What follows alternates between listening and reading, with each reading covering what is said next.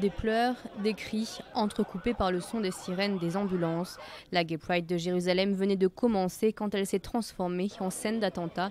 Selon des témoins, un juif ultra-orthodoxe aurait sorti un couteau et poignardé toutes les personnes qui se trouvaient sur sa route. 6 participants à la marche ont été blessés, un l'est grièvement. L'assaillant a été identifié par les services de police. Il n'en est pas sa première agression homophobe. Il s'agit de Yishai Schlissel. L'homme est sorti de prison il y a 3 semaines. En 2005, il avait déjà blessé 3 participants de la Gay Pride et venait tout juste de finir de purger sa peine.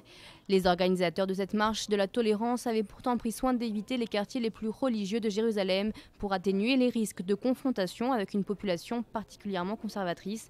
Depuis la première marche des fiertés à Jérusalem en 2002, les violences contre ses participants se sont multipliées malgré un renforcement de la sécurité policière pour l'occasion. La classe politique israélienne dans son ensemble a très vite condamné cette attaque et des médias ultra-orthodoxes ont d'ailleurs qualifié l'assaillant de terroriste.